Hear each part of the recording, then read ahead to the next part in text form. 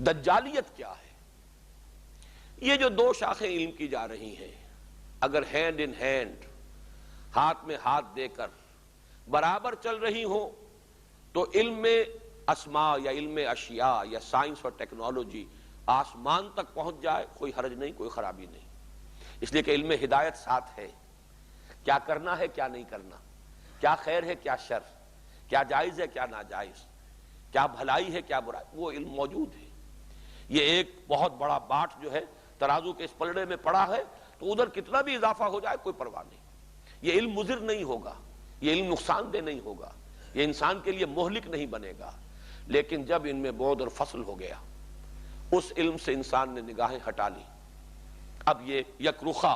اسی لیے دجال کے ساتھ لفظ کانا جو ہے، کانا دجال، یہ ہمارے ذہن میں آتا ہے۔ وجہ کیا ہے؟ دو آنکھیں ہیں، یہ علم کے دو گوشے ہیں۔ سورہ بقرہ کے 4 رکوع کے شروع میں ایک علم ہے، علم آدم الاسماء کلھا، دوسرا علم اس کے اختتام پر ہے، فَإِمَّا يَأْتِيَنَّكُم مِّنِّي هُدًى۔ یہ دونوں علم دو آنکھیں ہیں،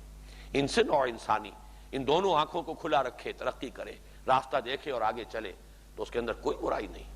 بھلائی ہی بھلائی ہے، خیر ہی خیر ہے۔ لیکن اگر ایک آنکھ کو بند کر دیا گیا، ٹھپ ہو گئی، وہیں سے منہ موڑ لیا گیا، اب جو ترقی ہو رہی ہے یہ فصل و بعد ہے ان دونوں کے مابین، جس نے اس سائنٹیفک ترقی کو دجالیت بنا دیا۔ وہی دجالیت ہے جس کی حدیث کے اندر آتا ہے کہ اتنا قابو یافتہ ہو جائے گا انسان، دجال کو اتنی قدرت حاصل ہوگی کہ وہ ایک ویرانے کو کہے گا کہ اس میں سے لہلہاتی فصلیں اگیں، اور وہ ویرانہ جو ہے وہ لہلہاتی فصلیں جو ہے وہاں اگیں گی۔ وہ حکم دے گا بارش ہو اور بارش ہوگی، وہ انسان کو 2 حصوں میں کاٹ دے گا، پھر جوڑ دے گا اور وہ ٹھیک ہو جائے گا انسان۔ یہ ساری جو قدرت ہے، جو ترقی ہو رہی ہے، رسل و رسائل کے ذرائع ایسے ہو جائیں گے کہ اس کی سواری، اس کا گدھا وہ ہوگا کہ جس کا ایک قدم مدینے میں ہوگا تو دوسرا یروشلم میں ہوگا۔ وہ جو اللہ تعالیٰ کی قدرت خصوصی سے ہوا تھا کہ سبحان الذی اسریٰ بعبدہ لیلا من المسجد الحرام الی المسجد الاقصی، وہ تو پھر ایک رات کی بات تھی اس آیت کے اندر، کم سے کم اگرچہ ہوا تو ہے چشم زبن کے اندر، راتوں رات لے گیا۔ یہاں پر آج آپ دیکھ لیجئے فاصلے ختم ہو چکے،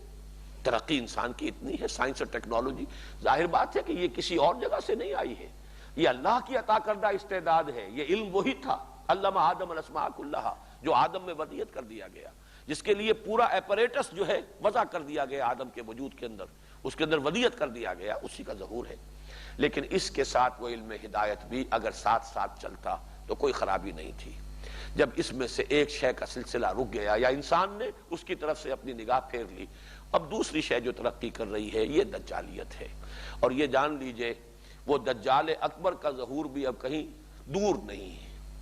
اور اس کی جو بھی تفاصیل آئی ہیں احادیث کے اندر، میں سمجھتا ہوں کہ آج کے مسلمان کو ضرور ان کا مطالعہ کرنا چاہیے، تیار رہنا چاہیے ان امتحانات کے لیے۔ جیسا کہ کہا گیا ہے کہ انسانوں کے لیے ایمان پر قائم رہنا ناممکن ہو جائے گا، محال کے درجے تک پہنچ جائے گا۔ اس درجے غلبہ ہوگا اس کفر کا، اور اس کا رعب اور اس کی دہشت اتنی ہوگی کہ اہل ایمان جو ہے ایمان پر قائم نہیں رہ سکیں گے۔ ایک شخص صبح کو اگر مومن اٹھے گا شام تک کافر ہو جائے گا، شام کو مومن سوئے گا صبح کو کافر ہوگا۔ یہ کیفیات آنی ہے، ان کی خبریں احادیث کے اندر موجود ہیں، اور یہ علم انسانی جس حد تک پہنچ گیا ہے، اور چونکہ ڈائیورس کر دیا گیا اسے علم ہدایت سے، ایک گوشہ بند کر دیا گیا، اس لیے اس نے دجالیت کی شکل اختیار کی ہے۔ اور اس فتنہ دجال سے حضور نے بتایا کہ تمام انبیاء پناہ مانگتے رہے، اور خود آپ کی تو وہ ہمیں دعائیں ملتی ہیں، وَأَعُوذُ بِكَ مِن فِتْنَةِ الْمَسِيحِ الدَّجَّالِ۔ تو دجالیت کی حقیقت بھی آج سامنے آ گئی۔ علم کلام کیا ہے؟ ان دونوں علموں کے مابین ان کے گیپ کو برج کرنے کی انسانی کوشش علم کلام ہے۔ ذہن انسانی سے، علم انسانی سے فلسفہ اور مابعد الطبیعات وجود میں آئے، وحی ربانی سے ایمانی حقائق سامنے آئے، ان دونوں کو باہم ایک دوسرے کے قریب لانے کی کوشش، مطابقت اور موافقت کی کوشش، یہ علم کلام ہے۔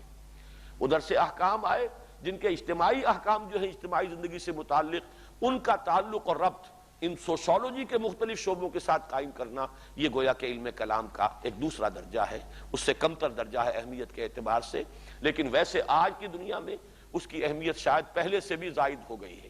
اس لیے کہ یہ مسائل جو ہے خاص طور پر اقتصادی مسائل، آج کا انسان اقتصادی حیوان بن چکا ہے، اور اگر اس کے مسائل کو حل نہ کیا گیا، کمیونزم جو ہے وہ بھی فیل ہو چکا، دم توڑ چکا تقریباً، لیکن یہ ہے کہ اب انسان کدھر جائے گا؟ جو لوگ کہہ رہے ہیں صحیح کہہ رہے ہیں کہ یہ سرمایہ داری بھی دم توڑ رہی ہے، لیکن جائے گا انسان کدھر؟ اب تو ظاہر بات ہے کہ نظام ایک ہی ہے، باقی جس نظام کے ہم دعوے دار ہیں اس کا دنیا میں کہیں وجود نہیں۔ اس کے لیے تو اب ضرورت یہی ہے کہ اس کا کوئی نمونہ قائم کر کے دنیا میں دکھا دیا جائے، تب تو نوع انسانی اس کی طرف لپکے گی۔ اور یہی وہ بات ہے جہاں سے میں نے شروع کیا تھا کہ ہمارے دینی تصورات میں جو تنزل اور انحطاط پیدا ہوا، وہ عمل میں سارا کا سارا زور عبادات پر،